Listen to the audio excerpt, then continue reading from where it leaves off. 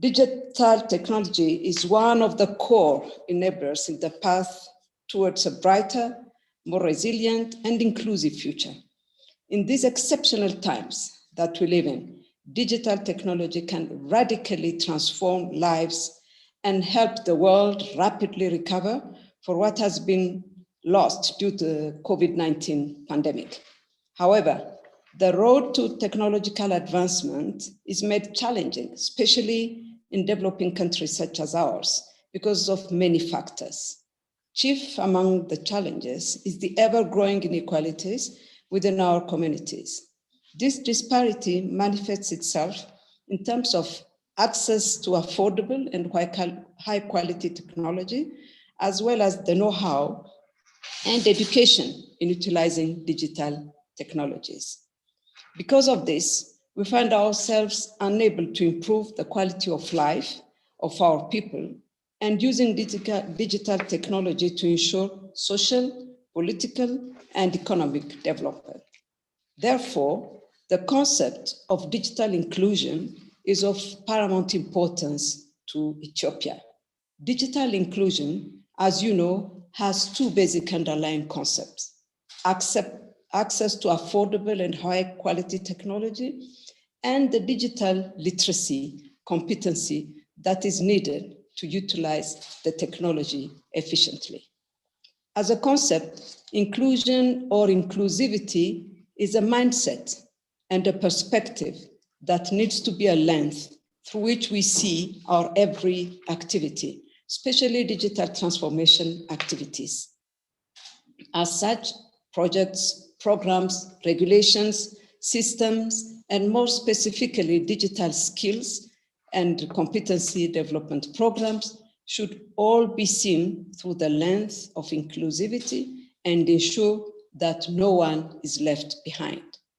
However, it remains a sad reality that half of the planet remains unconnected and doesn't benefit from the facilities and services provided by digital technology. The gender gap in global internet usage is a stark example of how digital divides reflect and amplify existing social, cultural,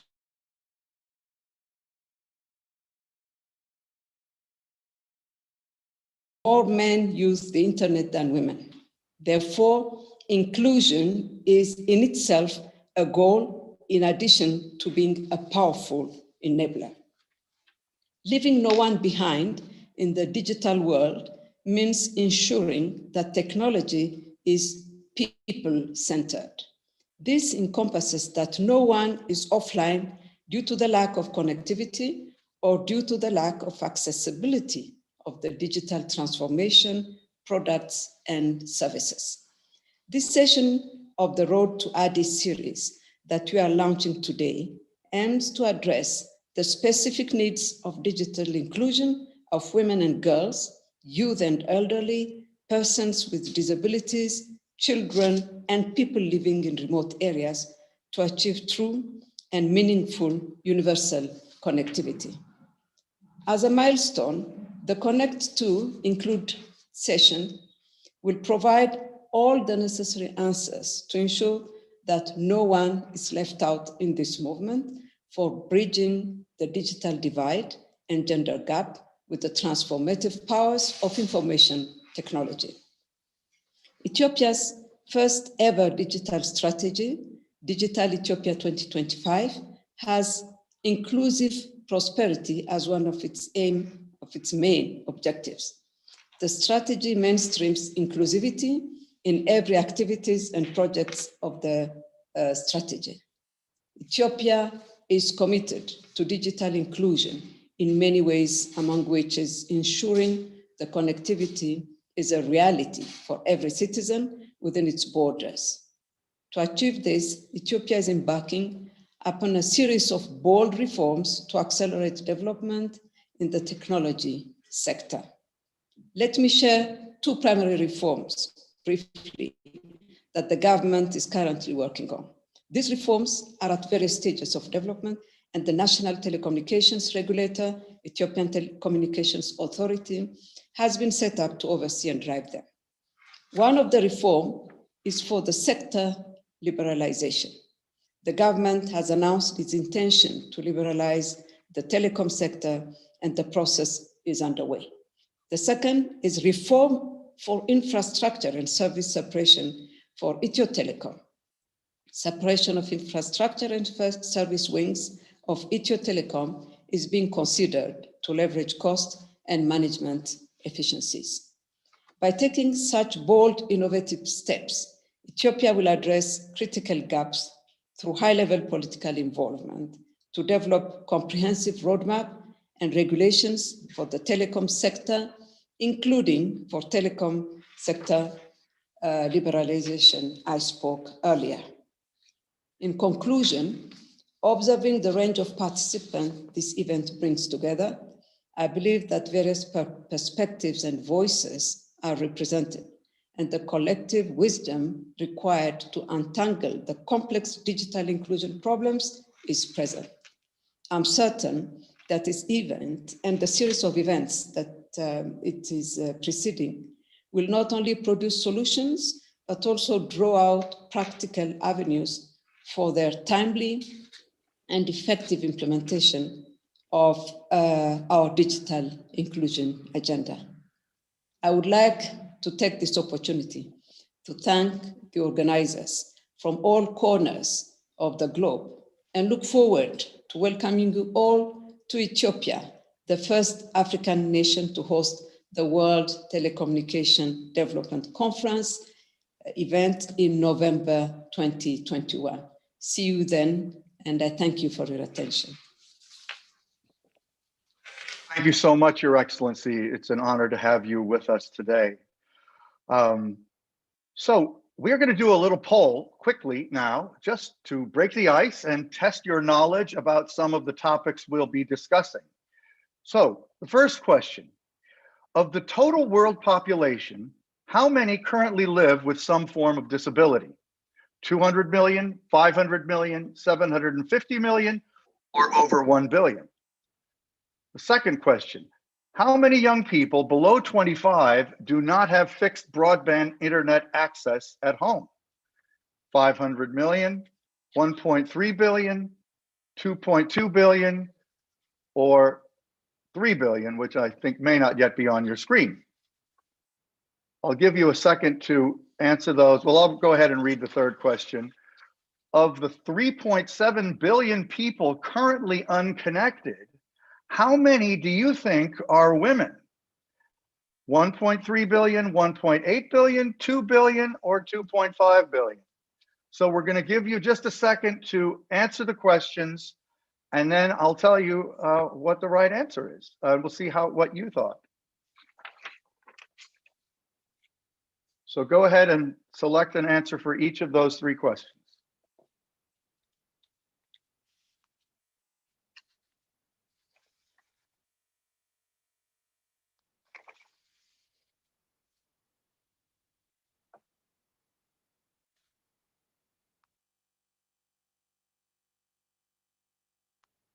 Shall we see the results?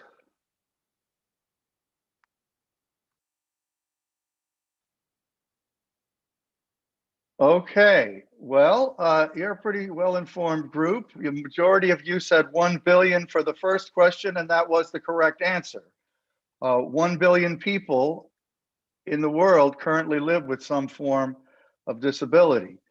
For the second question, the majority of you also got it right. 2.2 billion people below 25 do not have fixed broadband internet access at home. And on the final question about women, of the unconnected people in the world, you were, I guess, a little bit more pessimistic than necessary. It's still a terrible figure of 2 billion, but it's not 2.5 billion. So there's a little bit of good news. And to give us a little more data, we're going to go to the data room with Doreen, who's going to tell us a little more about the facts and figures of digital inclusion. Thank you, David.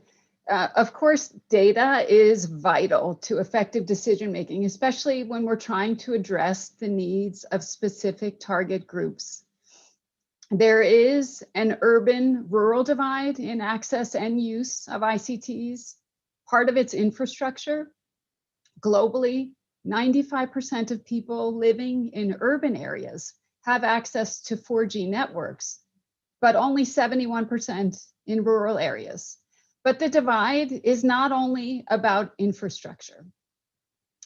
Globally, 72% of households in urban areas have access to the internet at home, compared with only 37% in rural areas. In LDCs, these figures stand at 25% and 10% respectively. But in addition to the urban-rural divide, there's also an access versus a usage divide.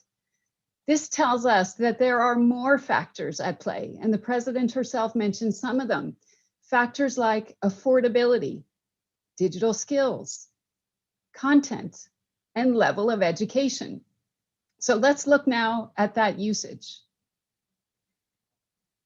We know that young people are enthusiastic embracers of the internet, and our numbers confirm that.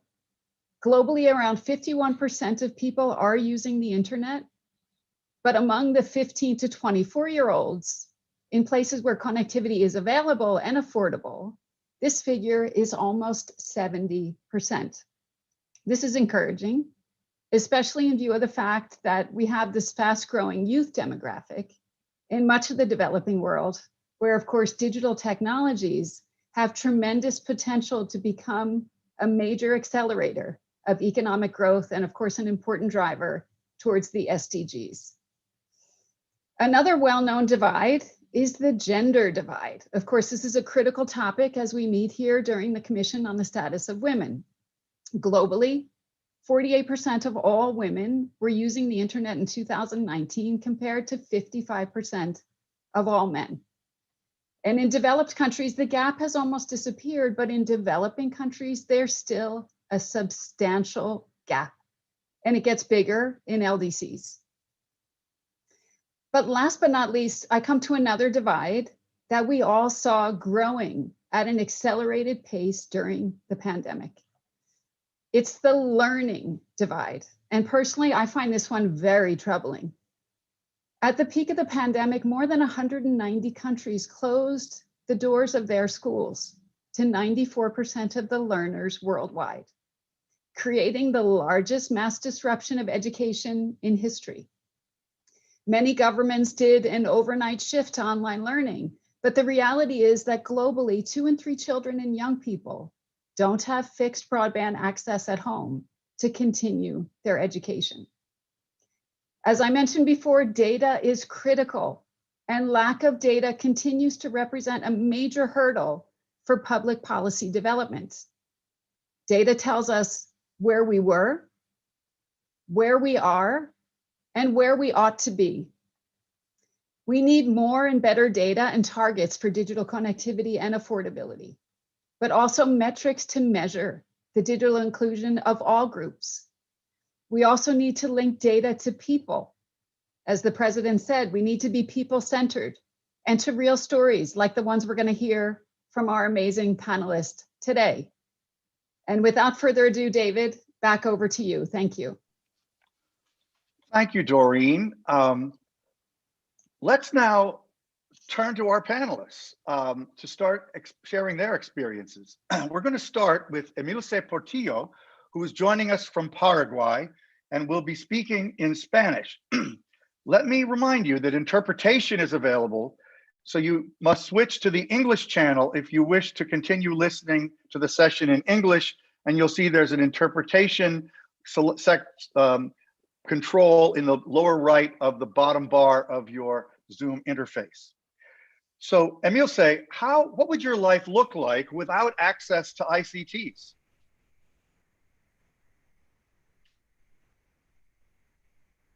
Antes que nada, muy buenos días y buenas tardes a todos.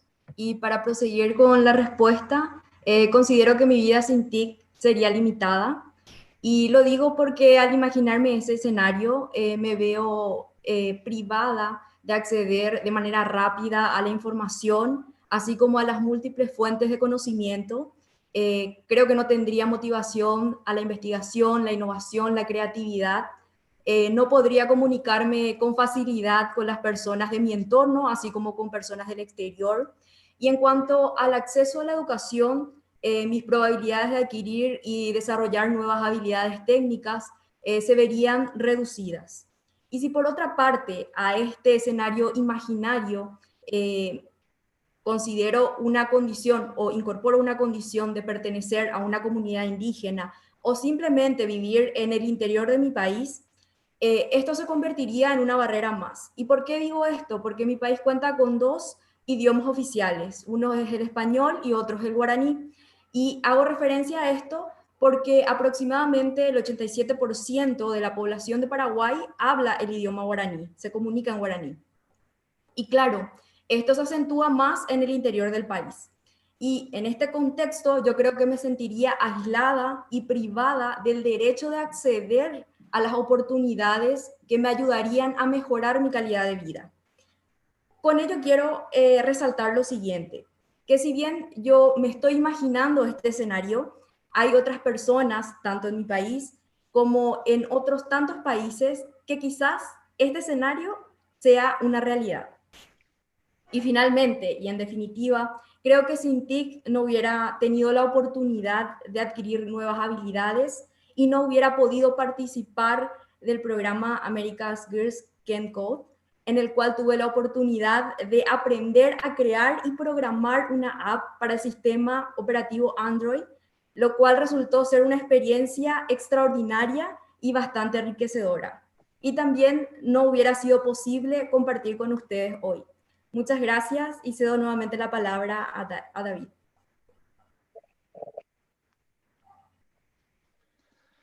Thank you, Emilce.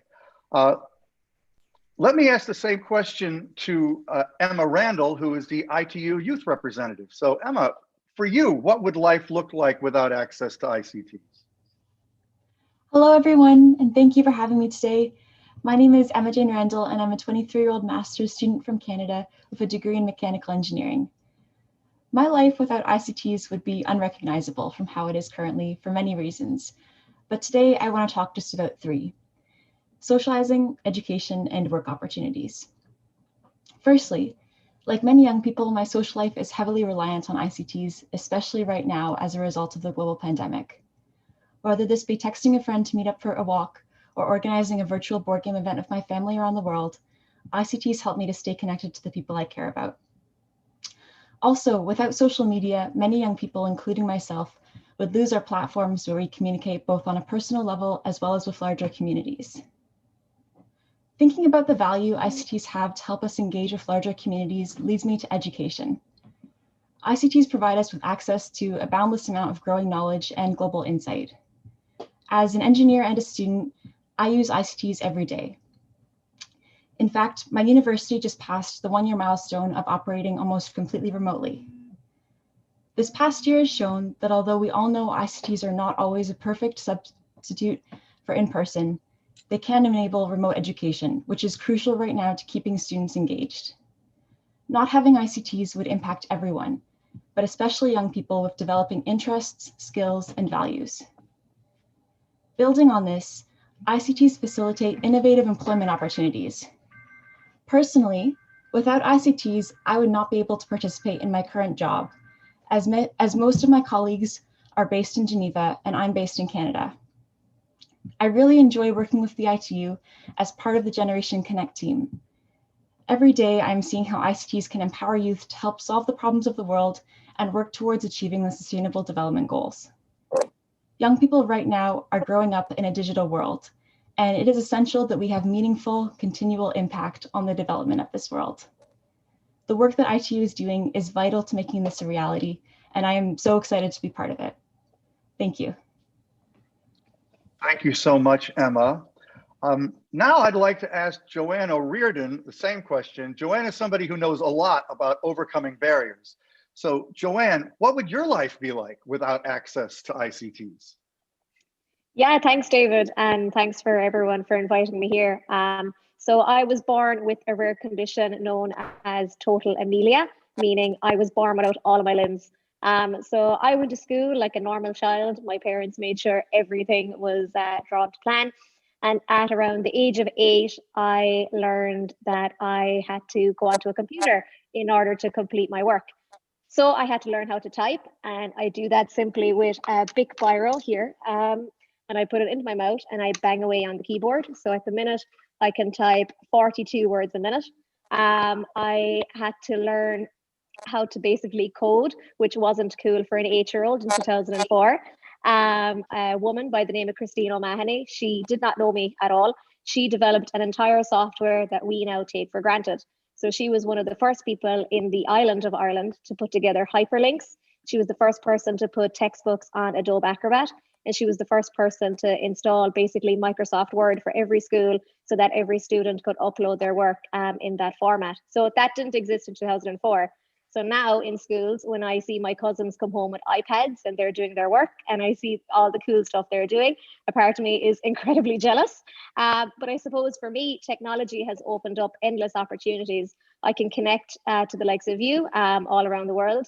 Now with obviously COVID-19, I can continue to drive home the mission of access into employment, access into education, access into healthcare. And as Doreen mentioned earlier, I'm actually one of the, I think it was 75% of rural people in the world who don't have direct access to broadband. So for the first time in my 9 years, since I last appeared at the United Nations, I had no voice. I was cut off. I couldn't drive home my mission of access. So I had to move basically into the town centre to get new Wi-Fi. And I suppose my mission and I suppose my ask for everyone here today is to understand that I think as we move into the future, broadband is going to be as vital to the social and economic advancement like motorways were, or dams, or electricity were in similar eras. And I think similar to the 20th century, we need to make sure that national planning and public and private sector investments are involved. In Ireland, I saw a school in Dublin invest an entire 2.2 million into an online resource program for teaching. Now, 2.2 million is not something we have in the bank every day, and turns out that was a fee-paying school. So I would encourage everyone here to make sure it's accessible. I would encourage everyone to make sure that the investment is done correctly. And I would encourage those who are putting in the investment into digital infrastructure to make sure that there are no unfair disparities and to create a human interaction so that when people are given the tech, that they have someone they can go back to and say, listen, I don't know how to copy and paste or anything like that. So I think that's for me the most important thing. Wow, Joanne, eloquent. You're a great exponent of these issues. Thank you for that. Next, I would like to ask, we're going to go to a couple of speakers who will get a chance to comment on anything they've heard, and I'll also ask each of them a specific question. And I'm going to start with someone we're especially honored to have with us, the UN Undersecretary General and Executive Director of UN Women, Phumzile Mlambo-Ngcuka. So Phumzile, what's the social and economic impact of having more women online? And also feel free to comment on anything you've heard from our other speakers. Thank you very much, David. Greetings to everyone. Thank you so much to these brilliant speakers who have just spoken. I feel like I have nothing to say because everybody has made such important points. Thank you so much for giving us so much evidence on the importance of the subject we are discussing today. For women and girls, to be online is a critical enabler for social and economic transformation and development, because they can access information if they have if they are connected, and they can access education and they can access services. As Doreen pointed out, access to education is really one area that is troubling all of us. We feel that it is important that we do everything not to have a lost generation after we worked so hard in the last 2 decades, especially to bring girls to school and to make sure that they complete their secondary education. Of course, there's access to services such as grants from government. health services. And we also know that in particular, young adults, women, use the internet a lot for their small businesses, their promotion, and different ways of earning some income. Online mobile money also is very important. It is important, especially for low-income users, as well as young people and entrepreneurs, and women's financial autonomy. When women are financially autonomous, they also can escape gender-based violence. So this is a lifeline to really staying alive in some cases. Right now, 1.7 billion people, more than half of whom are women, remain financially excluded from the digital economy. This can mean essential cash transfer programs do not reach the women. Think of women who depend on cash that is sent to them by members of their family who are working abroad, who live on remittances. And also think of those refugees also who also depend on some transfers that are coming from people who give them support.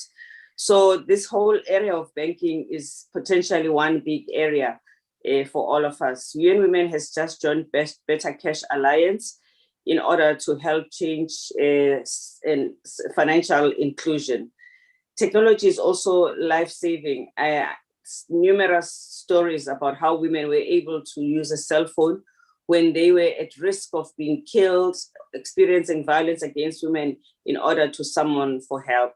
And of course, we also want to make sure that we alert both women, children, and everyone who we are encouraging to connect about the dangers, and well as staying connected, about paying attention to fake news and false information, because especially in health disinformation is not without victims. So we need to be really vigilant to make sure that we intervene where we see health disinformation. 433 million women are unconnected in middle and low income countries, and 165 million fewer women are on mobile phone compared with men. Again, that is a gap for us to attend to. And of course, the global internet gap is at 17%. The COVID-19 is the first major pandemic on the social media age. I just want us who are here on this platform right now, if we were not connected in this pandemic, where would we have been? And I think that just answers the question of how important the moment is. So you can imagine those people who are not connected, because those people exist, who have lived through this pandemic without the benefit of connectivity. So we all have to roll up our sleeves. In Generation Equality, we are hoping that many of you will be with us, where we are intending to work to do our best to fast track the closing of the gender gap, digital gender gap, in all its dimension. Digital education, Generation Equality is also critical for making sure that we continuously encourage governments and give them evidence that will show them where the gaps exist and where we need to make haste. We are glad that ITU is part of Generation Equality, together with UNICEF from the UN family and many other private sector and civil society partners. Hopefully, we will be seeing you again in the different activities, both on the road and in Addis, as well as in Generation Equality. Thank you. Thank you so much, Phumzile. And I think the presence of the 5 very impressive women on the screen right now is testimony to something. It's good that I'm the only guy here, aside from our highly energetic interpreter.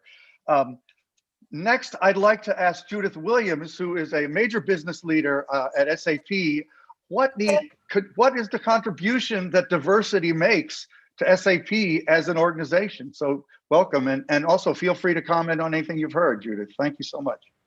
Thank you very much, David, and thank you for having me. At SAP, diversity is for us a driver of innovation, and we have set a target to be the most inclusive software company on the planet. And our mission at SAP is to make the world run better and improve people's lives. And we're only able to do that if we have a diverse and inclusive workforce where we empower people to run at their best.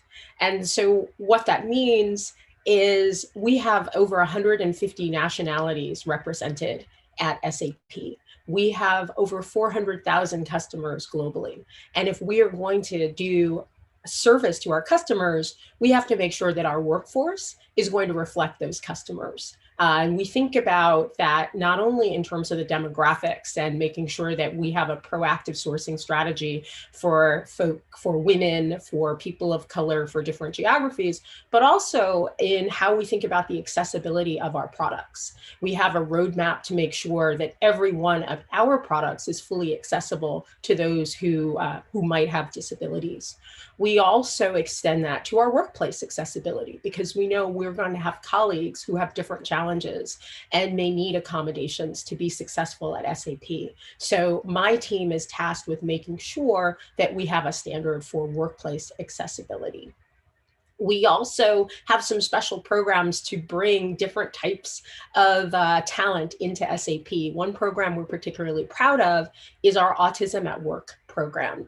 And this is a program that we've had in place since 2014. And we look at it as a program which removes the barriers for success for people with autism to join us at SAP. So we've thought about our hiring process, we've thought about our onboarding process, and also how we support our employees with autism so that they can be successful. And we think about this as not a program that we are giving value to the community of people with autism, but an under-leveraged talent source that brings great value to us at SAP.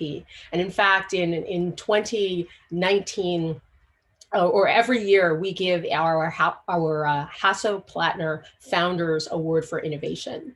And the winner in 2020 was actually a young man who came in through our Autism at Work program.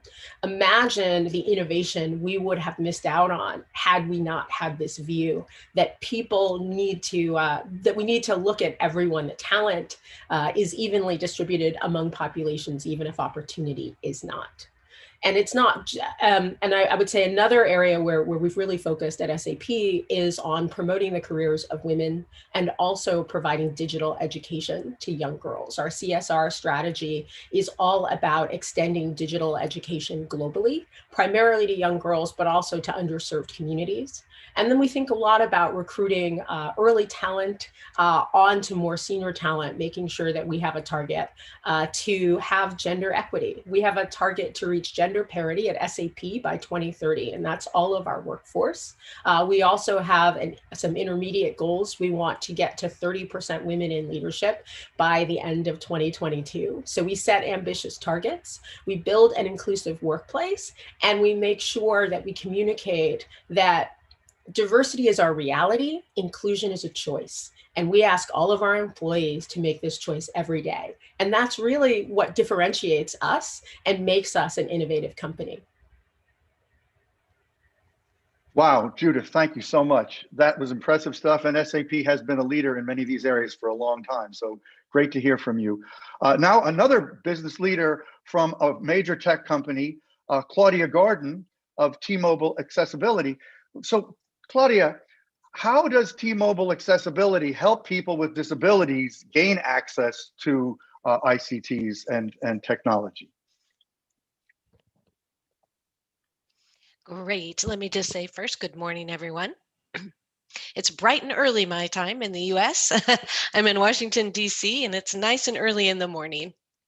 Before I answer the question that you asked, I want to touch very briefly on the prior discussion.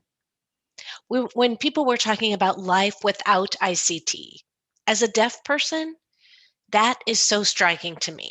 I can't imagine life without these tools. And also, I grew up on the island of Jamaica. So thinking about that and my background, Jamaica is still considered a developing country. I go back every year and I can see that disparity or gap there. when I compare life there to my life in America, it's so different. So I think we need to recognize it's very important. Access to ICT is more than just a privilege. I think it should be considered a right, especially for those with disabilities. ICTs empower us. As everyone else on the panel has said, ICTs give us a sense of independence. We are independent because of these. We're able to access information. We're able to make informed decisions because of ICTs. Without access to ICT, I probably would not be able to achieve my educational aspirations. I wouldn't have been able to become an attorney. I also gain access to gainful employment. And there are so many people around the world today who are in the same position as me and really need ICTs for these critical skills.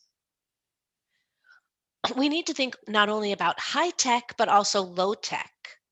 For example, my home country of Jamaica, there's still no captioning on television programs there.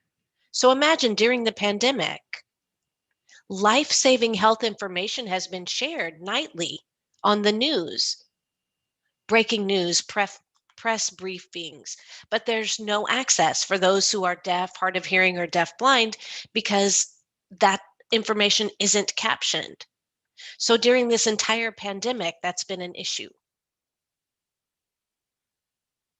When we consider ICTs, I think we need to consider them broadly and think about all types of disabilities.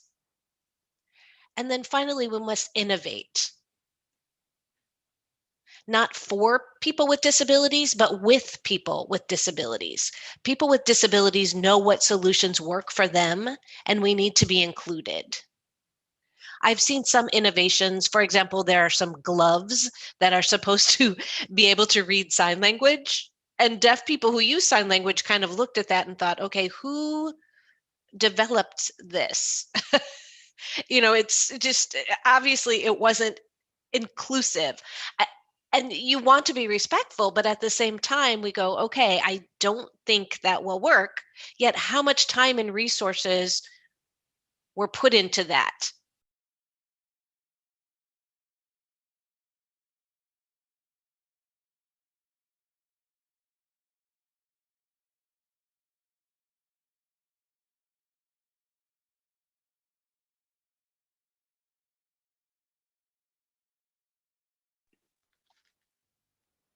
I've lost the audio. Can others hear the audio? Please innovate with people with disabilities as opposed to just, and one moment, the audio went out. Is it back on now? Testing? It's on now. I think we missed about 15 or 20 seconds. And this is Claudia speaking. Okay, I apologize for that. I'll answer your question now. T-Mobile is I'm so proud to work for T-Mobile. It is so committed to diversity, equity, and inclusion as a corporation. And they include people with disabilities as part of the equation. There are several things that T-Mobile is doing and has done. We provide a wide range of products and services that break down or reduce communication barriers for individuals who are deaf, hard of hearing, deaf-blind, have speech disabilities, or intellectual disabilities. For example, we have Caption Telephones. These are good for people who may be older and have a hearing loss, but still want to use a traditional telephone. So they miss some of what's heard on the phone, but they can read what was said while they're listening to it. We also provide some traditional services in traditional forms. We have Internet Protocol Relay. This is using an intermediary who I, as a deaf person, would call that agent or operator, communication assistant. I would give them the telephone number of the person that I wanted to reach on the phone, and then that intermediary would relay that call between the two parties. Deaf-blind people can also make phone calls using this service, and it's compatible with Braille readers. So deaf-blind people are particularly dependent on that service. Video relay service obviously requires sight, so someone without sight can't use video relay service. We provide conference captioning services. An example of that is, let's say, especially during the pandemic when everyone was working remotely, this service allows remote workers to participate in conference calls with captions. I could go on and on. Here in the US, we have the FCC, the Federal Communication Commission. And we also have the ADA, the Americans with Disabilities Act. Title IV of that requires 24/7 relay service, so it must be available at all times. That's to bring functional equivalency and functional access to people with a disability, because people with disabilities need access on par to those without disabilities to the telecommunications infrastructure. So we have a wide range of products and services, and these are free to our end users because they're funded through a centralized fund here in the US. And that's managed by the Federal Communications Commission, which I recently mentioned. So an important point, I think, when we think about ICT and think about cost, the cost must be affordable. I mean, growing up, I moved from Jamaica to New York. I never got a captioning box for the television. Captioning wasn't built into televisions like it is today. I got my first captioning box when I was 18. My mom couldn't afford it before that. And then I got my first TTY machine to make telephone calls when I was 20. I was living in New York City, but I was from a poor family. So technology was not affordable to us. So I'm very thankful to the Americans with Disabilities Act. Individuals who need access like this now can get these tools free of cost. And then I had one final point I wanted to make. When we talk about the digital divide, there's a project that we are very proud of at T-Mobile called the 10 Million Project. It's an initiative to end that gap between school and home and that digital divide. There are millions of households now with children, about 15%, who do not have internet access. So this 10 Million Project is set up to invest. $10.7 million will be invested to provide free Wi-Fi. So we're providing free hotspots. So these families who are eligible can qualify for the program and get this internet access. So many of these families, include children or young adults with disabilities. If you'd like to learn more about that project, please go online. Just Google that project 10 million, because we're very, very proud of that.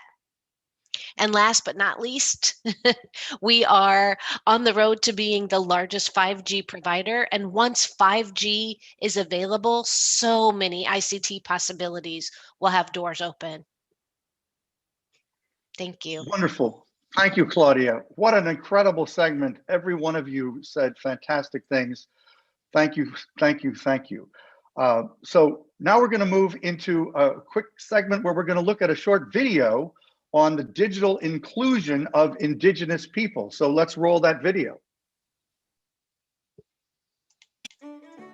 Leaving no one behind means ensuring that technology is people-centered and developed from the bottom up, in compliance with universal design and catering for the abilities and needs of all communities, including those of the elderly and Indigenous peoples. Muchas veces estas tecnologías llegan como a posicionarse dentro de las comunidades sin considerar mucho las formas propias, ¿no? de saber, de sentir, de conocer, de intercambiar. Digital inclusion is a goal in itself, and also a powerful enabler. When technology is built and deployed, considering the needs and values of these communities, it could become a transformative voice for cultural preservation, self-determination, and empowerment. Este proceso de formación aporta a mi comunidad a través de mi persona los conocimientos de alguna manera básicos, ¿no? De entrada, de inicio, para que no tengamos como comunidad que estar dependiendo de alguien más, sobre todo de fuera. Technology needs to be put into the hands of the people who are going to use it, but for that, training and capacity building are key. ITU, in collaboration with other institutions, has been carrying out comprehensive training programs for Indigenous peoples, and in so fulfilling the mandate of its members and stakeholders. Lo que queremos lograr es una visión crítica de las tecnologías, conocimiento sobre cómo manejarlas, para después apropiarlas y transformarlas en la medida en la que la comunidad quiere solucionar temas o lograr los sueños que se han propuesto. Want to know more? Visit our website, partner with us, and let us work together to leave no one behind and no one offline.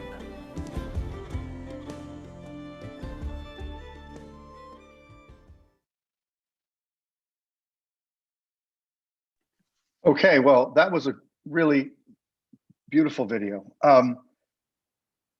There have been some great questions.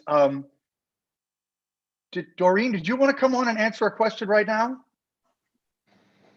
David, I think I'll jump in later as Okay. I know we're running slightly behind, but please go ahead. Okay, my apologies. Oh, well, thank you. Yeah, we are running behind, but we're getting great stuff. So what we now are going to talk about is how do we ensure that technology is people-centered and developed from the bottom up, very pertinent to and also what does it mean for specific target groups? So our next panelist, Michael Hodin, leads the Global Coalition on Aging. So Michael, what concrete actions do you think should be taken and can be taken to ensure access and accessibility for the ICTs for older people, which probably includes myself, by the way? Well, thank you, David, and it's a pleasure to be here and to be part of this extraordinary event. We thank everyone. Let me answer the question by reminding how you opened, David, which is, you said, here we are on Zoom. You know, Zoom was founded in 2011 by Eric Yuan, as I understand it, an American who came here from China. It is that innovation that has now enabled us to, one of the platforms, to be where we are during 2020 and now 2021 in this pandemic. The point I would suggest we all keep in mind is that innovation does not come out of the blue. It does not happen without both policy, regulatory, and market support, and with funding. And it doesn't happen at a moment's notice. That's true of telehealth and telemedicine, which is another advance that we've seen on technology. So my most important message is to remind us all about the importance of innovation. That is the cornerstone of access of technology for everyone, whether you're 22 or 90, whether you're a man or a woman, what part of the world you're from. We have to think of an ongoing support for innovation.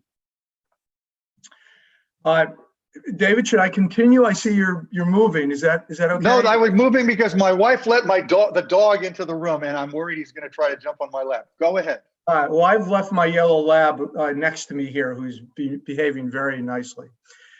So I'd like to just make a few other points, particularly since this is only the second year that older persons have been part of ITU in a more formal way.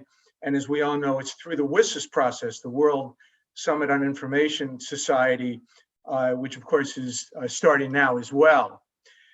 Number one, literally as we speak here, we are also launching the Decade of Healthy Aging. The WHO, sister organization to ITU, obviously, and the UN itself. And literally, one of the events that I missed this morning, because I'm here with all of us, is the first report on ageism out by the UN and the WHO, which highlights the importance of the need for that accessibility for all of us, again, whether we're 82 or 22. Secondly, to remind everyone that when we think about this quote unquote aging topic, even though in the UN we refer to older persons, there are really two elements to it. One is, yes, older persons. We will have 2 billion of us on the planet over 60 in the next couple of decades. 2 billion. So that's not like a small number, and is a very large percentage, which comes to the second point. Namely that there are more old than young in OECD countries and globally, which include all the countries represented here, so the world, in the next decade or so, there will be more old than young. And so if we're thinking about fiscal sustainability for society, we have to think about the silver economy. And think about it in terms of technology and ICTs. Technology and innovation are central to both of these major points around economic and fiscal sustainability, and also around the enabling of access. And I guess a final point I would leave us all with is, in general, whatever you thought about older people is wrong. You know, older people come in many different forms and sizes. And if you think about, certainly in many societies around the world, Japan is a good example, we now have an expectation of a 100-year life. So if we think of this demographic as being from 60 to 100, that's 40 years. That's like putting everyone from 20 to 60 together. David, you and I might be a little different than, you know, a 90-year-old who may not have had access to technology and innovation, but might very well do that.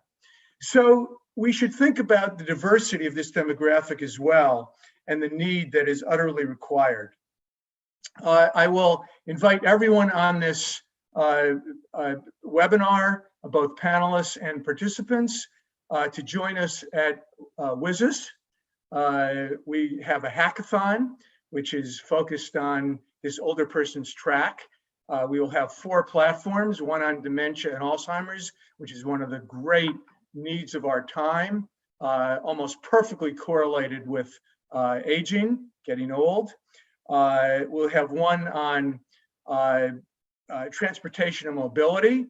We will have one on fintech, and we'll have one on frailty. So please start hacking on all of those, sign up, get involved. For the first time ever, we will have a WSIS award on healthy aging innovation. Submit your technology, and I invite all of those here. And then our panels will be the week of April 12th, where of course we'll be communicating with you. But technology, innovation, digital inclusion, utterly central to all of our lives, whether we're 20, 60, 90, or older. And it is part of our participation in the economy, in society. How many of us have been to Zoom parties, weddings, unhappily funerals over the last year? And it just shows that this virtual world has very much extended. I think there's a new piece of data that just came out that roughly 60% of growth in online purchasing in OECD countries anyway have come from people 60 and older. Wow. You know, we're streaming. So thank you very much. We welcome this participation. and hope that we can engage with everyone through our Global Coalition on Aging, partnership with WSIS and ITU. Appreciate very much the opportunity. Great. Well, thank you so much, Michael. All us old people need to start hacking more. Next, Monica Duhem of HearColors. So what concrete actions do you think should be taken to ensure access and for the target group that you represent for the ICTs and the internet? Thank you, David, and I'm sorry. Thank you, David, and thank you for the opportunity for inviting me. First of all, I would like to highlight something particular about the target group I work with. When we hear catchphrases such as 40s are the new 30s, 60s the new 50s, we're making older adults invisible. On one hand, it's great because I just turned 37 with this new mathematics. But on the other hand, I still need glasses to read. I still have arthritis, and it's not going to get any better. The past year, we have an accelerated pace to use in technology for every aspect of our life. And what I felt is I spent most of my time trying to catch up with technology instead of technology working for me. And don't take me wrong, I think ICTs are the best means to achieve and to empower us, especially when thinking about older adults, including myself. Technology is the best equalizer for opportunities, and technology needs to be inclusive. So answering your question, David, about concrete actions to be taken to ensure access for older adults, I would say two basic things. On one hand, well, three. We talk about internet, that's for sure, but that's for everyone. If we do not have internet, we cannot participate in the digital economy. But ICT accessibility and technology appropriation. With age, we know that we have an increase and changes in our limitations. We have reduction of visual and hearing capacity. We have reduction of motor capabilities. So we really need to have accessible ICTs. For example, the online news subscription I use in a shorter term, I will need to be able to increase the font size in order to be able to continue with my subscription. My hearing aid will need to be compatible with my smart TV if I want to continue to entertain myself. So ICT accessibility for every product and service in the market is a must, and we really need to tackle that. On the other hand, we need to promote the use of ICTs by older adults. And to being successful in promoting the use of technology, we need to construct confidence. Technology must be perceived as useful and easy to use. And we all know that it's not always the case.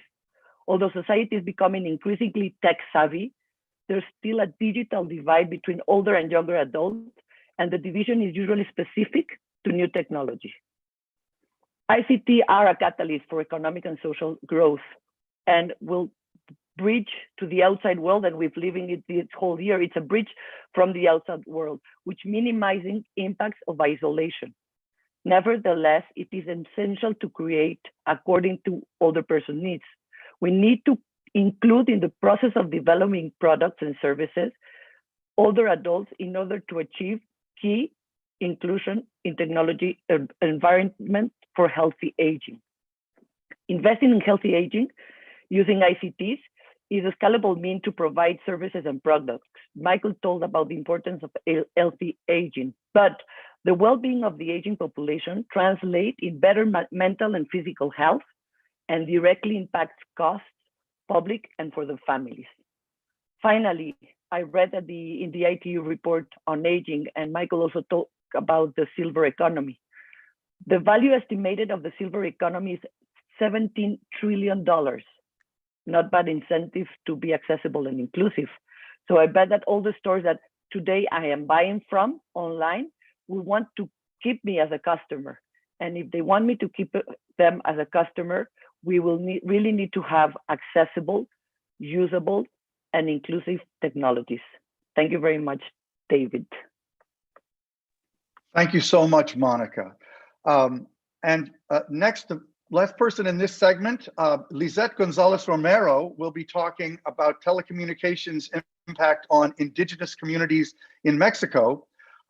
And she will be interpreted by Ana Sepulveda, who is one of the main organizers of this event.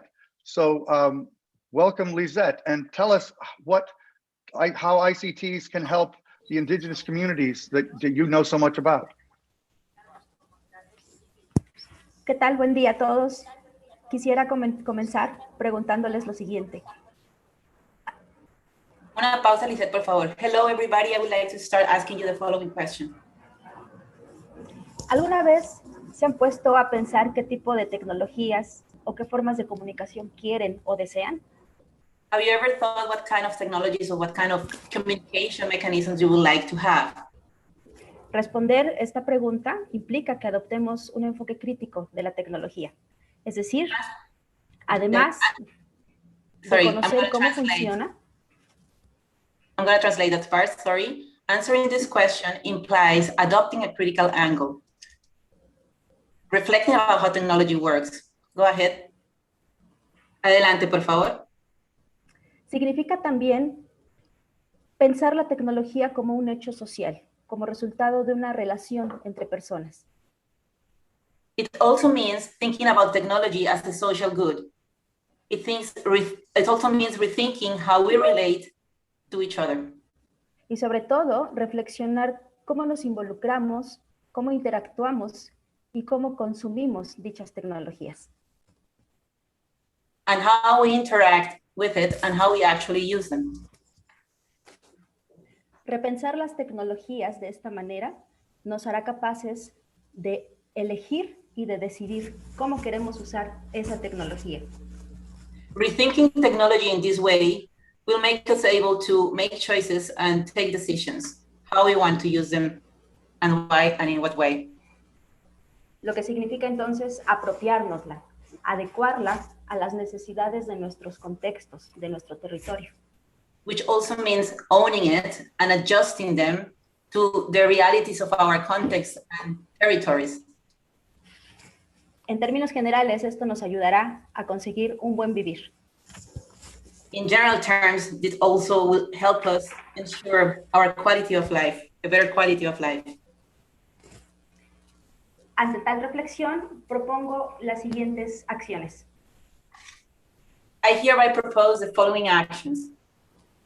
Primero, un mayor impulso a los proyectos comunitarios. First of all, I would like to see more efforts to promote community projects. Ya que estos están basados en una organización colectiva. These kind of projects are based on a collective organization. Desarrollan tecnologías libres. They also develop free technologies. Hacen que el conocimiento se incremente y se potencie al compartirse. Which make that knowledge increases and gets bigger at the time that we share it. Implementan esquemas de economía solidaria y de respeto al medio ambiente. It also encourages schemes based on the concept of an open economy that also is sustainable and respects the environment and natural resources. Y están íntimamente relacionados con procesos de defensa del territorio. And are very much related with the defense of the land and natural territories. En segundo lugar, propongo mejorar en cuanto a la accesibilidad. In second place, I also would like to address the issue of accessibility, improving accessibility.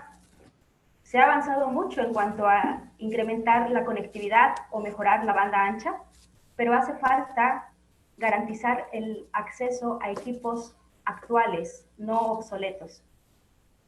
It's been talked a lot about increasing access by increasing connectivity and improving bandwidth, but we also need to do efforts on getting more up-to-date equipment and fit-for-purpose equipment. Así como también equipos adecuados, es decir, a equipos que respondan a las diferentes necesidades de cada uno de los sectores que conforman la población. And also to adjust equipment to the needs of different sectors of the population. Mejorar el tema también de la asequibilidad hacia estas tecnologías. Obviously, we need to make these technologies more affordable. Y sobre todo, impulsar aún más los proyectos de formación y capacitación para las personas originarias de las comunidades rurales e indígenas. And we also need to encourage more training and capacity building, especially for the people who are originary from these communities and also indigenous peoples. Quien no conoce no puede decidir. Por eso es importante que estas personas aprendan, elijan y puedan apropiarse de estas tecnologías. Those who do not know cannot choose. Therefore, it is important that people also know so they can appropriate and own these technologies. Finalmente, es muy importante también propiciar un entorno regulatorio adecuado para habilitar todas estas posibilidades. Last but not least, it's also very important to enable a regulatory environment that is appropriate for these technologies. Si pensamos en la comunicación como un derecho humano, if we think about communications as a human right, y en el espectro como parte de los territorios que habitamos, and in the spectrum as a part of our natural territories, construiremos tecnologías con un enfoque cada vez más humano. Muchas we're gracias. going to build technologies which are going to have a much more human focus. Thank you very much. Thank you so much, Lissette, and thank you, Anna, for helping there. Before we move to our next segment, I just want to mention to all the speakers, we are running considerably late, so please be conscious of the time. And now I'd like to bring Danola on to let us know what we're hearing from the youth community that is joining us live. So Danola, have you gotten any interesting comments or questions from that group? Yes, thank you so much to everyone that's been tweeting. I'm just going to highlight a couple. I know we're running short on time, but first, thank you to the UN Youth Envoy who tweeted right at the beginning. She said, you know, we're live now, join the third session of the Road to Addis event, Connect2Include, to discuss how to ensure that no one is left out when we bridge the digital divide with the transformative powers of ICTs. And then I can see some familiar faces tweeting as well from our Africa Generation Connect Youth group. We have Noha saying about the speech by Her Excellency, the President of Ethiopia, saying very powerful speech. There were a lot of fans of that speech there. And she also was saying about Joanne's speech, agreeing that broadband will be essential like electricity. But then she asked an open question, I guess, to us all. Do you think it will be achievable anytime soon in Africa? So very interesting there. We have our advocates who said, post-COVID world digital exclusion impacts certain demographics more, economically, educationally, socially, as well as their access to other opportunities. And also asked a very powerful question there: how could we have survived without connectivity during the pandemic? We're still in the pandemic. We're still trying to survive. So we definitely need to think about that one. And finally, I wanted to highlight a tweet by Valerie Waswa, who was quoting something that Claudia Garden said. She said, access to ICT is more than a privilege. It should be a basic human right. Over to you, David. Thank you so much, Danola. Love the energy of that community. Now we're going to continue with two additional panelists, Professor Anthony Giannumis, who is a big picture ICT expert based in Oslo, and Roland White, who is head of global diversity at Microsoft. So let me start with you, Professor Giannumis. What are some examples of good solutions for digital inclusion, and what can we learn from that? So my example is based on my job title, which is all about universal design. So universal design, not surprisingly, is what I'd advocate for here. It's the one kind of framework that we've discovered that can make digital solutions available to everyone equally. It started back in the 90s, but it is spread all over the planet. The UN has even mainstreamed universal design in all of their policies and programs. And under human rights law, countries around the world have an obligation to put universal design into practice. So what the hell is universal design? It all comes down to 4 key concepts. Number 1, equality. What we want is for everyone to have access to use technology and use technology equally. But what we have are these huge digital divides that separate people into these different groups and categories. Doreen already mentioned people in rural environments, women and girls, But we, of course, also have to deal with this issue of disability, age. We have to deal with racial and ethnic minorities, all of whom experience disadvantages when it comes to accessing and using technology. So universal design is a framework for helping to close those digital divides. The second key concept here is diversity. Now we hear diversity a lot, everybody's talking about diversity, but diversity isn't just a checklist. It's not just oh, we have this person on the team, we have this person on the team. We have to recognize that diversity is about a person's complete identity. And that means we need to take an intersectional approach to understanding marginalization and disadvantage.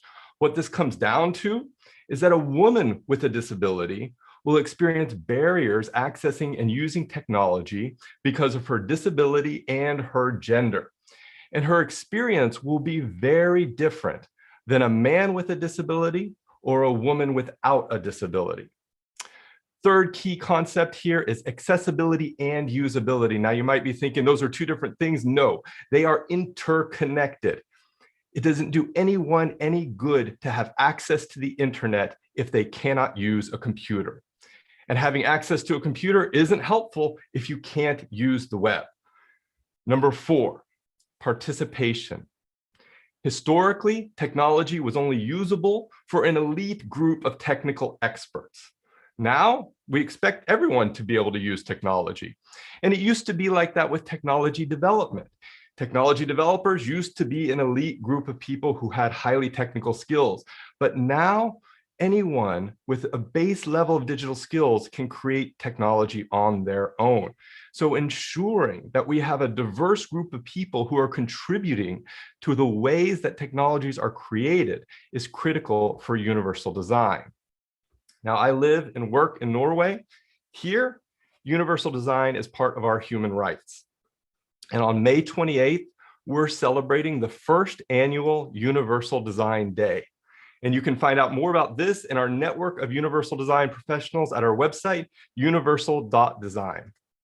Thank you, David. Thank you so much, Anthony. And I had a barking dog that I've had removed. Yay. Roland, tell us what you've learned as head of global diversity at Microsoft about digital inclusion. Yeah, so thanks. I think this is a brilliant partnership here because you call it universal design, we call it inclusive design. It's the same thing in a name. So when Satya started in Microsoft 5 years ago, we evolved our mission statement to empower every person and organization on the planet to achieve more. And that's not just our customers, but the customers of our customers, but more importantly, those people with zero access to technology. And just like we've seen in the chat room, it's almost like a human right. Electricity, food, water, broadband, all of these things are becoming essential for everybody, and people shouldn't be limited based on where they live. So one of the things that Microsoft is very passionate about is to ensure that we help enable people through technology around the world, and we actually create additional ways for people to use technology and improve their lives. So we also don't believe that there should be levels of privilege in technology. So one of the things, I know we've spoken about Teams today, but I actually want to kind of like talk about Office 365 and Skype. We have inclusive design in everything we build. So we do not believe in meeting a criteria, we believe in blasting that criteria out the water. But the challenge is people don't know about this stuff because they don't challenge themselves to use it. You know, you might have an iPhone, you might have a phone, you only kind of stretch to where you want to explore, but you don't actually practice dictating your emails or actually having your emails dictated to you. You don't practice pinch and zoom when you can't read a menu, etc. Within Office 365, within Teams, all of our products are, I don't like to use the word fully accessible because everything can be more accessible, but highly accessible with many, many features. And we do this as a standard and we encourage people to use it because also as users of our products, you're also part of the design criteria, because within our inclusive design mentality, we invite you to tell us what can be better. So, for example, many of the disabled communities, but within the African-American and Caribbean background, were talking to us about some of the facial recognition challenges within using cameras and some of the difficulties they were having using some of the eye gaze technology. And so this is where input from users is critical for our inclusive design. The last part of this, though, is about giving back to society and changing society. You were talking a bit about the older generation. I still count myself as a young man, I hope to anyway. But unless all of us on this community actually start going into schools and colleges and with parents and teaching about this from day one, we will continue to have this stigma over the next generations. So Microsoft give loads of free training available on our websites around coding for girls that code, minorities that code, even getting back into work around cloud and AI. But it's just break the stigma of these things, show what's possible using technology instead of how it's restricted. And then we'll get to the value of, we believe in Microsoft, that actually a disability is caused when there's a mismatch between human requirements and technology. And all of us have that ability to actually create everything to an ability and make the world better for everybody. So thank you for asking. Thank you so much, Roland. And Microsoft's doing so many impressive things these days. Thank you for being here. Now, I'd like to bring back on screen our good friend Sango. So Sango, what have you got for us this time? Now we're going to watch a video on how the pandemic is pushing more and more children to learn from home and how important that online protection is. Let's roll the video.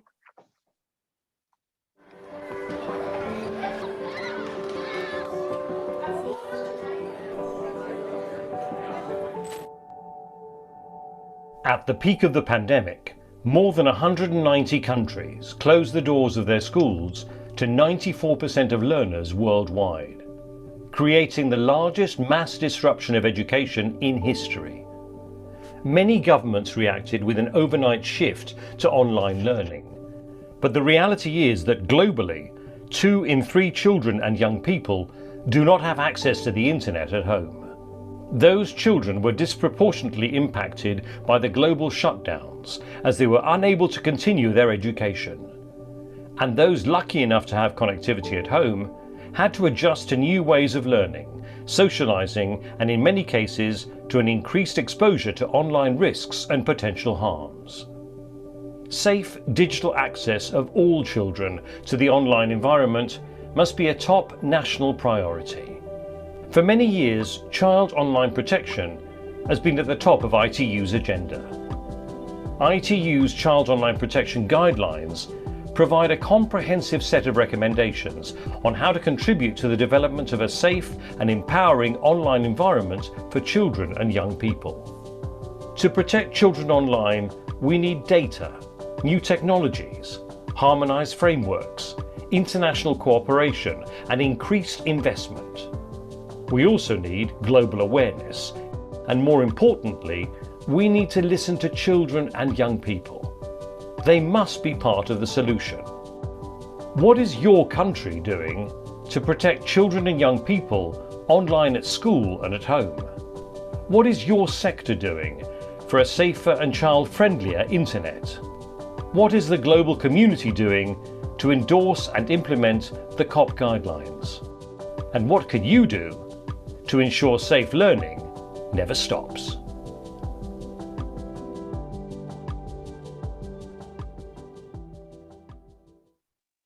Okay, well, thank you, Sango, for that powerful video. And just to our next guest, I'm really happy to welcome Hans Vestberg. Has been working so hard on many of the issues that we've been hearing about today. And I'd really like to welcome you, Hans. It's terrific to see you here and to be here with you. You're leading an unprecedented effort to achieve digital inclusion for all, which began in January at the World Economic Forum's Davos Dialogues. So tell us about the Edison Alliance and what you're working on. Thank you, David, and thank you all for such a great contribution during this discussion. We all know, and we heard of all the speakers, that the pandemic has such a tremendous impact on our society. I would like to focus on 2. One is, of course, that we have been set back when it comes to achieving the Sustainable Development Goals. We have been set back because of economical, pandemic and all of that, which is just extremely tough. The second one I want to focus on is that we have leapfrogged, and we've heard it from so many. We have leapfrogged probably 5 to 7 years in the digitalization. Things that we have been talking of, they happen immediately when this pandemic came out. So there has never been more important to be connected, and all speakers has been talking about that. But still, we have 3.6 billion people that are not connected in the world. So it's a big challenge to get access to what I call the 21st century's infrastructure, mobility, broadband, and cloud. And we're actually running the risk to actually increasing the digital divide, and that will hit the most vulnerable. And that's what we heard from many of the previous speakers, that this is going to hit for people that is very vulnerable in this situation, because in the future and already now, if you're not connected, you're not part of our society. You cannot get access to to education, to working from home, to healthcare, and just being connected to your friends. So I think this is the moment where we need to understand the challenge. And I heard it from several of you. It's a threefold challenge. It's the accessibility of the technology. It's the affordability. And it's the usability, devices and application that is really supporting it. And that's why we decided to work with the World Economic Forum and make a platform of a multi-stakeholder, multi-sector, private-public initiative, because it's not only one organization that can solve this. It has to be several different using it in order to scale the digitalization across the globe. And a single mission for the Edison Alliance is actually to increase the digital inclusion in our society worldwide. And we will focus initially on health, education, and financial inclusion. And we have experts in all these areas represented, both from public and private sector, in order to scale this and actually advocate and find the best solution. Not maybe invent all the things, but scale them across borders. And we heard of many good examples here that can be scalable.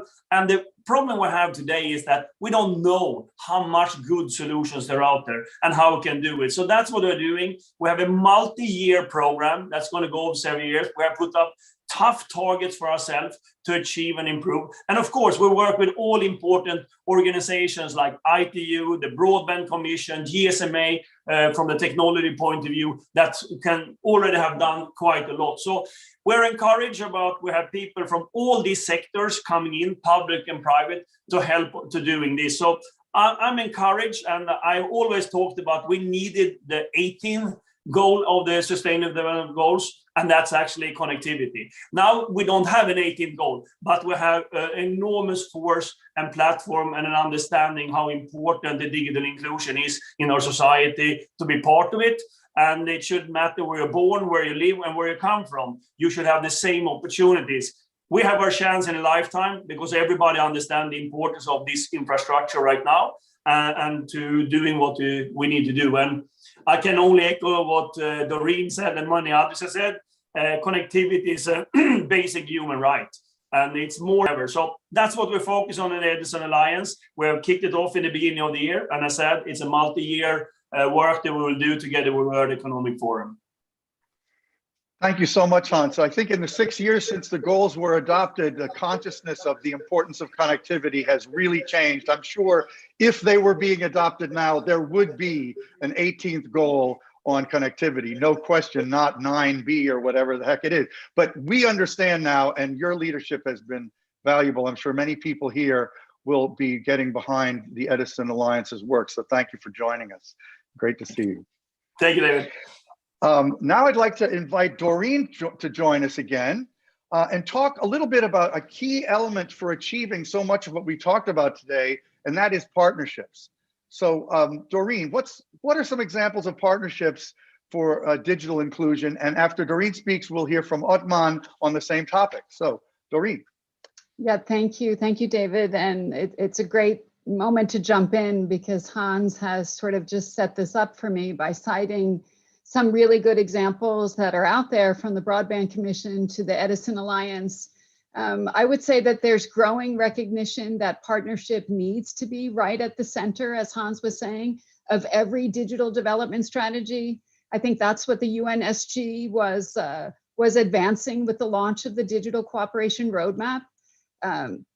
Of course, for the ITU partnership, I think is at the heart of our work. It's in our DNA. We're the only UN agency that actually has private sector membership, and I think it's critical to the effectiveness of our work here at the ITU, bringing governments, private sector, academia, and civil society together. So whether it's our Smart Village 2.0 initiative, I want to mention, with the government of Niger, a range of partners from the UN, from the private sector, civil society, which is bringing innovative, meaningful, and accessible digital solutions to villages in Niger by taking a holistic approach that makes the digital platforms the real foundation for health services, for education, agricultural, management practices, and much more. Another great example, and Phumzile noted it, our Equals Global Partnership, and many of you are part of it, co-founded by the ITU, UN Women, ITC, GSMA, and UNU, now counting over 100 partners, and we work together to help women get access to ICTs, be better equipped with digital skills, to benefit from greater leadership opportunities in the digital sector. And then lastly, I want to mention our GIGA initiative with UNICEF and others to connect every school on the planet to the internet and every young person to information, opportunity, and choice. And this effort is critically important now, as we've heard about the challenges that learners are facing because of the lack of connectivity. So these are just some examples, David. They're bearing fruit, and I would like to invite you to join us so that together we can make universal digital inclusion a reality. Thank you. Back to you. Thanks, Doreen. It is inspiring, the number of partnerships that are emerging. And we just heard about a major one from Hans, as you said, and there's so many others. The GIGA initiative is great too. Otman Almar from the MISC Foundation, tell us from your perspective, what is the importance of partnerships for us to achieve some of these great things we're talking about in this program today? And welcome. Thank you. Hi, David. Hello, everyone on the call. Good morning, good afternoon, good evening, wherever you are in the world. I know that currently we are over the time schedule, but I would like to double click on what Doreen has mentioned earlier, which is really the emphasis on actually engaging and partnering with the people. And more specifically, and within my experience, is young people.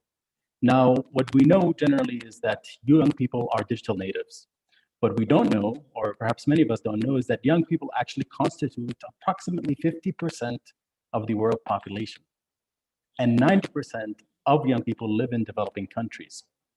And what it means to be a young person has shifted drastically in COVID. Before COVID, what it means to be young was actually very difficult, being young before COVID. And that includes education, employment, mental health, and many other challenges. After COVID, the challenges have not only become dire, they have become critical. And yet, one way where these young people could be catalyzed and prepared for the future is through digital inclusion. Now, my experience specifically last year was I was a chair of the Youth 20 Engagement Group. And in the Youth 20 Engagement Group, I had the role of bringing in 77 different delegations from 23 different countries and international organizations, and submitting together our own communique, which is basically a document including the policies that what we would like as young people in G20 countries to be included to world leaders. And foremost among that was digital inclusion and representation.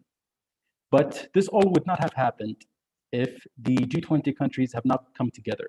And therefore, the role of partnership is ridiculously important because it removes redundancies, it increases synergies, and brings about many voices. Now, there are, for example, within the G20 infrastructure or group, there is a group called the Digital Economy Task Force. They focus a lot on the ITU's message and delivery. And I would like to end with thanking the ITU for partnering with young people on their Generation Connect Advisory Board. Thank you. Thank you, Otman. It really is fantastic, the variety of people we've had here today on this conversation about such a critical set of issues. And I do think the human element has really been coming out. So thank you to Doreen and everyone for organizing it. Now, we're close to finishing here, but as we've done in the past, we're going to ask each panelist to tell us in just one word what they would like to see coming out of the WTDC conference. So I'm going to go through and ask each of them just to quickly give us their word. So Doreen, let's start with you. I'm going to say leadership, leadership, leadership. Okay. Emilce. Transformation. Thank you. Emma. Action. Action with mic on. Thank you. Joanne. Access is my word. Good word. Judith. Impact. Thank you. Michael. Innovation. Nice. Monica. Awareness. Good. Lissette.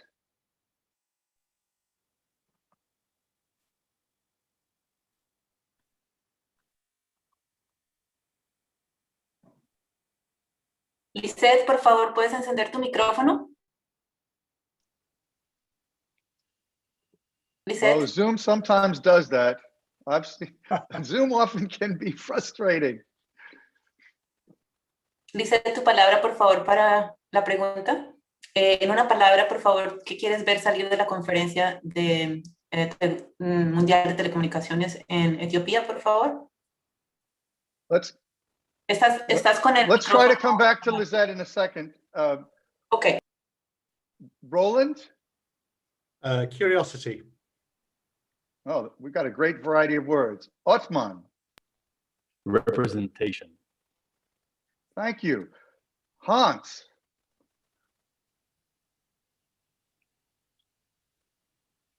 I think Hans is still with us.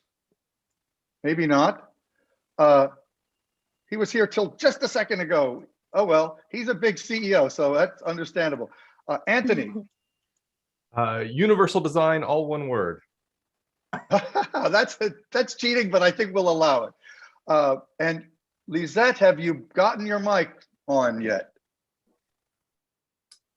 Lissette me escribe por chat que el computador está un poco congelado, pero me escribió por chat su palabra. Maybe you can give your word to Anna in the chat.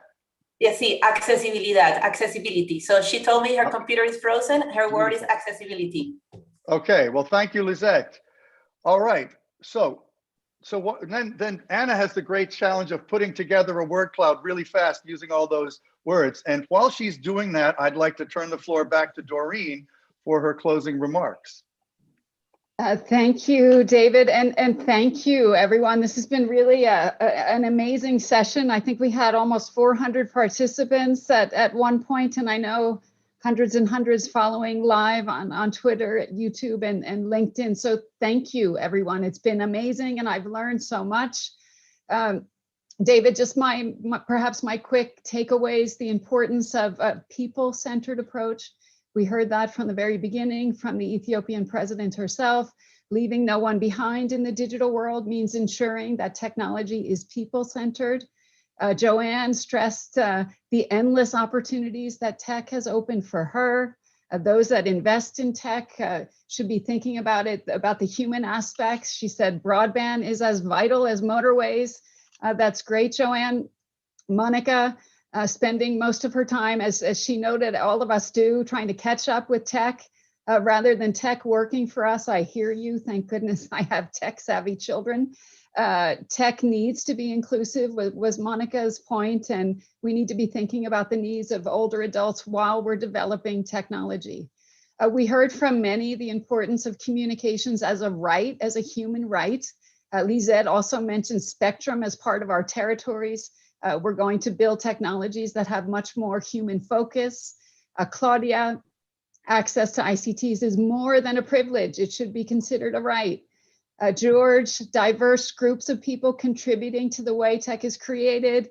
This is necessary for universal design, or as Microsoft calls it, inclusive design. Judith, diversity is our reality. Inclusion is a choice. That's great. Claudia, we must innovate, not for persons with disabilities, but with, and I think, David, we heard that with throughout, that we can't be developing things for people, but with them, regardless of whether it's a gender issue, or a disability issue, an elderly person issue. That inclusive development and design is absolutely critical. Michael stressed innovation as the cornerstone for access to technology for everyone. Roland, all of us have the ability to contribute to that ability and make the world work better for everyone. I love that. And Hans, this is the moment. I stress, this is the moment. The importance of partnerships, the affordability, accessibility, usability, and of course that 18th SDG, which is the hidden SDG, connectivity that cuts across the other 17 goals. Othman, again, linked to partnerships, working together and bringing that fundamental view from the youth. And again, thank you so much, everyone. It's been amazing. Thank you for the great comments in the chat, the questions. I think, David, we had representation from all parts of the world, all time zones, and I really want to thank everyone. Back to you, David.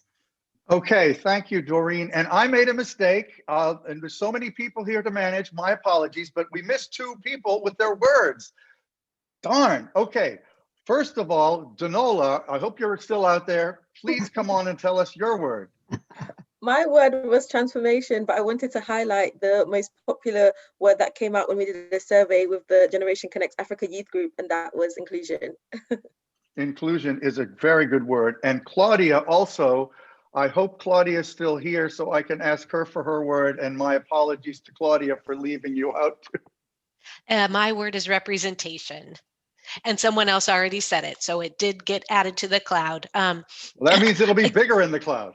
I would say relatable. So I guess maybe, how about if we say meaningful representation? All right. Well, thank you, and my apologies for the delay.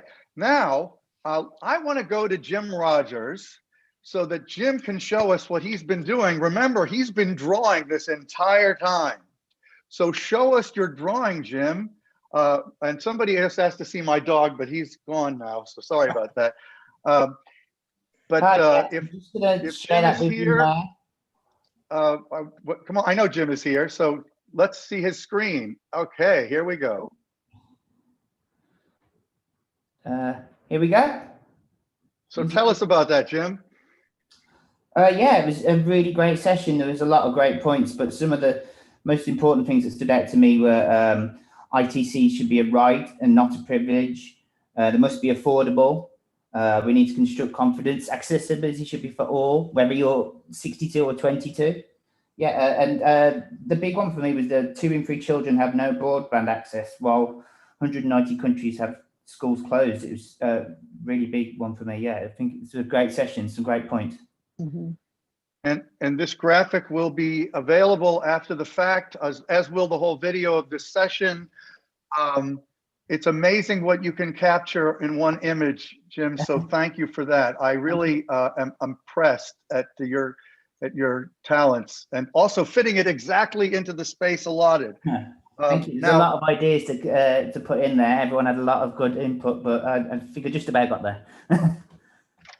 Okay, well, I'm told Anna is ready with the word cloud. She's very fast. So let's see the word cloud, Anna. Thank you so much, Jim.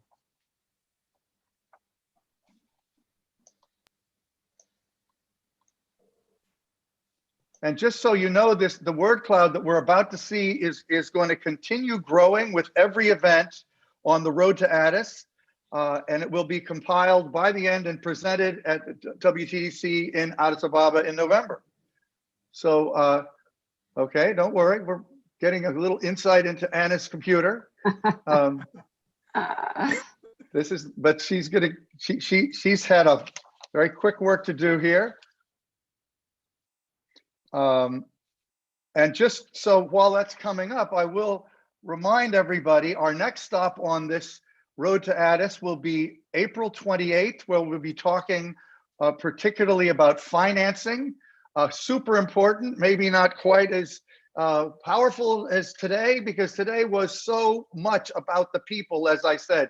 But financing, without it, we cannot make these great human things possible. So that's going to be a super important session, and I hope you'll all come And I guarantee you that the wonderful people who've been working on this will make that fascinating as well. So there's the word cloud from today. Accessibility, our biggest word. Transformation, wow. Beautiful, and the word cloud continues to grow. So thank you all for being here. Thank you for allowing me to participate, and see you on April 28th, and especially hope to see you in November in Addis Ababa. I hope I didn't forget anything else. Thank you all so much. Have a great time wherever in the world you may be. And thank you, David. Thank you. Bye-bye.